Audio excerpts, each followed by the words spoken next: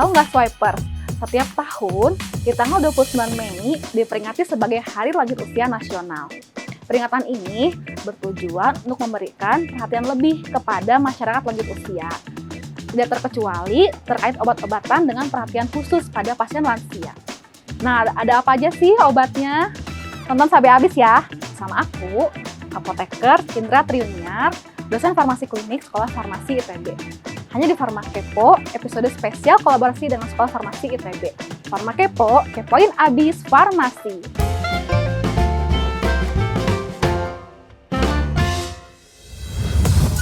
Karakteristik pasien lansia. Sebelum membahas mengenai pengobatan, kita kepoin dulu yuk bagaimana karakteristik pasien lansia. Secara umum, fungsi tubuh lansia sudah menurun seiring bertambahnya usia. Sebagai contoh, fungsi organ ginjal dan hati tidak berjalan normal seperti orang dewasa. Ada banyak obat di metabolisme di hati dan diekspresikan melalui ginjal. Ketika ada penurunan fungsi kedua organ tersebut, kerja obat dapat dipengaruhi. Misalnya, dapat memberikan efek yang lebih toksik atau malah tidak dapat memberikan efek. Contoh yang kedua adalah masa pengosongan lambung menjadi lebih panjang. Biasanya di sekitar lambung atau bisa juga di sekitar usus.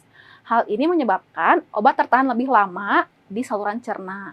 Beberapa obat yang diserap di saluran cerna akan menjadi lebih banyak terserap pada pasien lansia biasanya.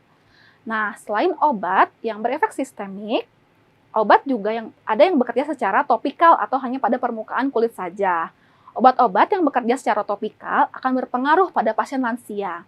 Ada yang penurunan kekenyalan kulit dan struktur kulit akan menyebabkan penyerapan obat di kulit juga menurun.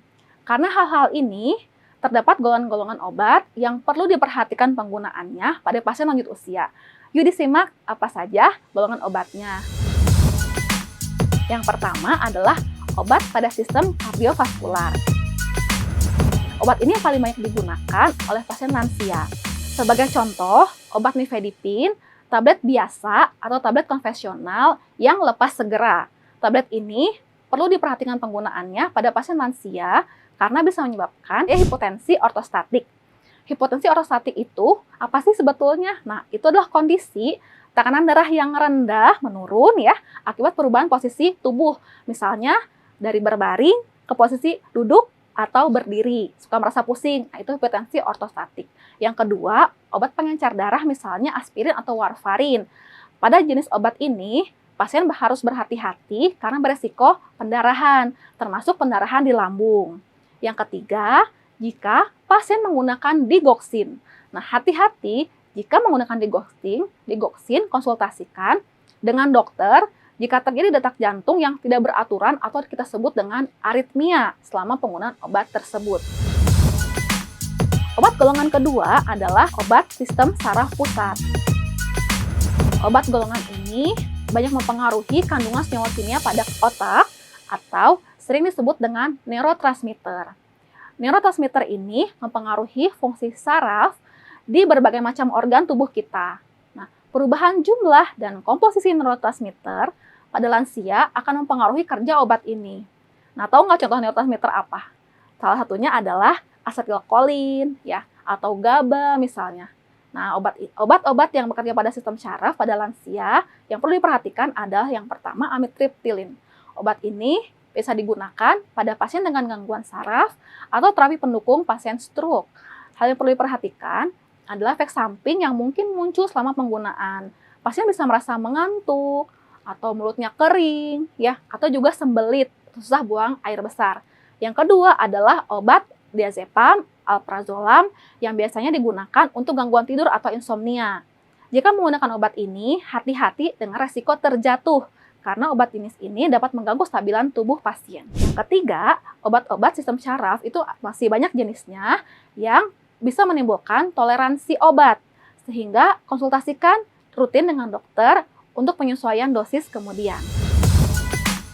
Selain kedua jenis obat itu, ada obat lainnya yang bisa juga diperhatikan pada pasien lansia, yaitu obat penurun kadar glukosa atau kadar gula darah di dalam darah. Ya, misalnya hormon insulin dan obat-obat golongan sulfonylurea seperti glibenclamid, glibepirid, ya, yang bisa menyebabkan hipoglikemia atau kadar glukosa darah yang rendah pada lansia. Yang kedua, jika pasien menggunakan hormon estrogen pada wanita, maka lebih beresiko menimbulkan gangguan kanker. Yang terakhir adalah obat mual yang bisa digunakan itu metoclopramid, umumnya menimbulkan extrapiramidal effect atau gejala extrapiramidal yang berupa gerakan-gerakan yang tidak disadari dan sulit dikendalikan. Sehingga hati-hati ya menggunakan obat-obat ini. Nah, yang sering digunakan lagi adalah obat nyeri. Ya, jangan lupa obat nyeri juga bisa mempengaruhi pasien lansia loh. Karena bisa meningkatkan resiko pendarahan pada saluran cerna. Diabetes lansia adalah salah satu kategori pasien yang harus diberikan perhatian khusus. Jadi, saat memberikan obat harus hati-hati ya. Ingat tadi 4 ya daftar obat yang sudah saya jelaskan tadi. Pernah nggak swipers menangani pasien lansia? Saya yakin pernah loh, pasti ya. Share pengalamanmu di kolom komentar ya. Lebih dari 130.000 mahasiswa farmasi, apoteker, dan TTK telah mengunduh aplikasi SwapRx dan bergabung dengan komunitas apoteker kami. Saya juga sudah bergabung loh, sudah mendownload juga. Nah, aplikasi SwapRx bisa membantu swipers untuk terhubung dengan sesama apoteker dari seluruh Indonesia untuk berbagi saran, berita penting, dan informasi terbaru lainnya seputar kefarmasian. Download aplikasi SwapRx sekarang juga dengan cara scan QR code di sebelah atau melalui link yang ada di kolom deskripsi. Jangan lupa ya, sampai sini dulu untuk sharing episode kali ini. Jangan lupa untuk di-like, di-subscribe, dan share video ini ke apoteker, mahasiswa, dan TTK yang kamu kenal. Jangan lupa juga untuk menyalakan lonceng notifikasi. Tetap jaga kesehatan ya, Swiper. Farma Kepo, kepoin abis farmasi.